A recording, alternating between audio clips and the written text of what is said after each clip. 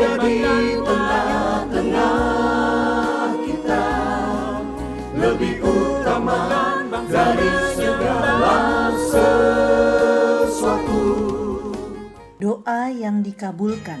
Yabes berseru kepada Allah Israel, katanya, kiranya engkau memberkati aku berlimpah-limpah dan memperluas daerahku, dan kiranya tanganmu menyertai aku dan melindungi aku daripada malapetaka, sehingga kesakitan tidak menimpa aku. Dan Allah mengabulkan permintaannya itu. 1 Tawari 4 ayat 10. Sahabat Iktus yang dikasihi Tuhan, doa adalah sarana bincang-bincang kita dengan Tuhan. Kita dapat berbicara apa saja dengan jujur di hadapannya untuk mengungkapkan isi hati kita. Tuhan menyukai keterbukaan dan bukan sekedar doa formalitas atau sekedar basa-basi. Yang kita rindukan dalam doa adalah Tuhan menyampaikan kehendaknya kepada kita. Di sisi lain, ada sebuah harapan agar Tuhan mengabulkan apa yang menjadi keinginan kita. Di dalam Alkitab ada seorang yang bernama Yabes yang tercatat demikian, dan Allah mengabulkan permintaannya itu. Ia lebih dimuliakan dari saudara-saudaranya. Ayat 9a. Karena Allah mengabulkan doanya. Siapakah Yabes sehingga Allah mengabulkan apa yang dimintanya? Tidak banyak informasi yang didapat tentang Yabes. Namanya hanya disebutkan dalam 1 Tawarik 4 ayat 9-10. Termasuk suku Yehuda, suku Raja Daud. Nama Yabes pertama-tama untuk mengenang pengalaman sakit sang ibu ketika melahirkan anak itu. Ayat 9. Yabes berarti ia, Yahweh, membuat sakit. Yabes adalah pribadi yang berdoa. Doa Yabes menjadi contoh doa yang dikabulkan Tuhan. Beberapa hal penting dalam doa Yabes menjadi perenungan kita. 1. Alamat doa. Yabes berseru kepada Allah Israel. Ayat 10a. Yabes tahu bahwa Allah Israel adalah Allah yang benar, Allah yang hidup, Allah nenek moyangnya Abraham, Ishak dan Yakub, Allah yang telah memberikan perjanjian kekal kepada Abraham serta keturunannya. Kejadian 12 ayat 1-3, 17 ayat 7. Dalam doanya Yabes menyapa dengan sebutan Allah Israel, sehingga menggambarkan pengenalannya akan Allah nenek moyangnya, Allah yang dapat melakukan intervensi dalam sejarah hidup umatnya, Allah yang hidup dan berkuasa. 2. Isi doa. Isi doa Yabes adalah, kiranya engkau memberkati aku berlimpah-limpah.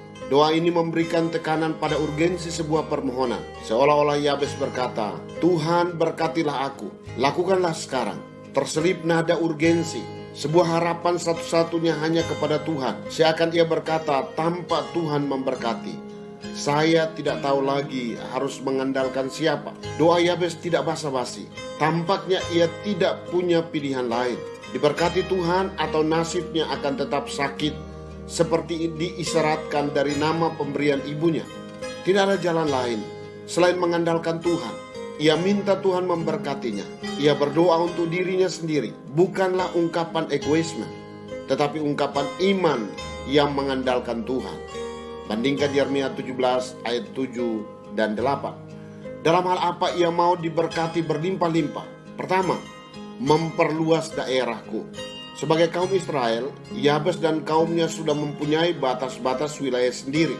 Namun ia berdoa untuk wilayah yang lebih luas lagi. Dalam konteks perjanjian lama, perluasan wilayah tidak identik dengan penjajahan, melainkan supaya bangsa-bangsa lain mengenal Allah Israel. Mintalah kepadaku, maka bangsa-bangsa akan kuberikan kepadamu menjadi milik pusakamu, dan ujung bumi menjadi kepunyaanmu. Mazmur 2 ayat 8. Dalam hal apa ia mau diberkati berlimpah-limpah?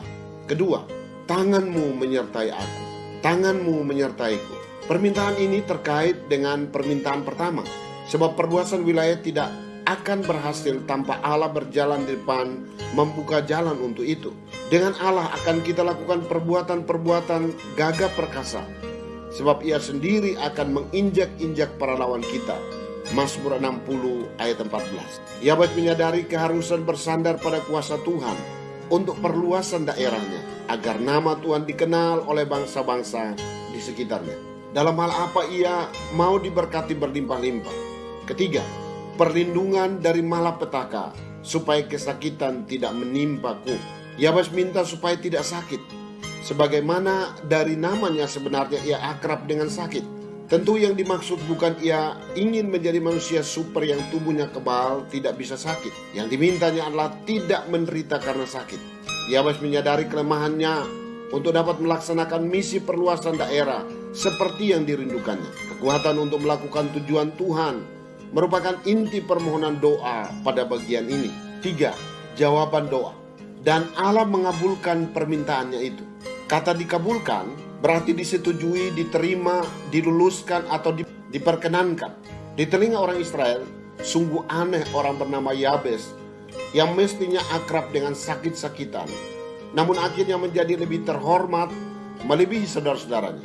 Kenyataan hidupnya paradoks dengan arti namanya. Kunci sukses Yabes adalah karena ia mempunyai doa yang berani, sehingga Tuhan mengabulkan doanya.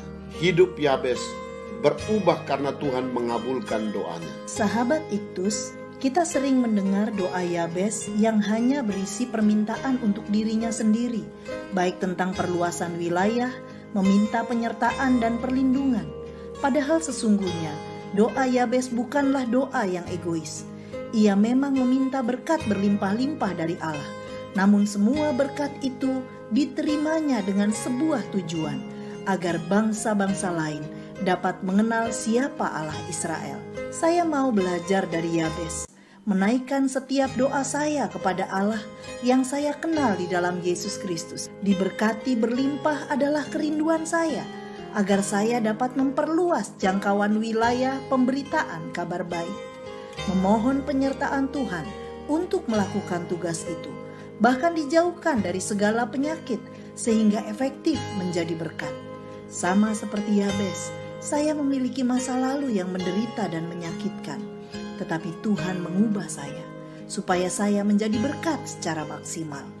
Sahabat Iktus yang dikasihi Tuhan, apakah saya sudah berdoa kepada Allah yang benar dengan sikap yang benar? Apa yang seharusnya menjadi isi doa saya kepada Allah? Bagaimana Allah mengabulkan doa-doa saya? Tuhan Yesus, saya bersyukur karena pertobatan saya membawa saya pada pengenalan yang benar kepadamu. Saat ini saya datang kepadamu bukan sekedar basa-basi, tetapi karena saya tidak punya pilihan lain selain memohon hanya kepadamu. Saya rindu diberkati berlimpah, agar saya dapat memperkenalkan namamu kepada bangsa-bangsa lain yang belum mengenalmu. Amin. Keberanian meminta sesuatu yang besar dari Allah harus disertai dengan keberanian untuk melakukan sesuatu yang besar bagi Allah. Kristus ada di tengah-tengah kita, lebih utama dari segala sesuatu.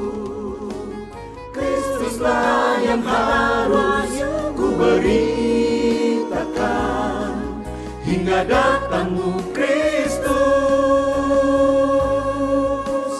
Maranatha, Kristus datang.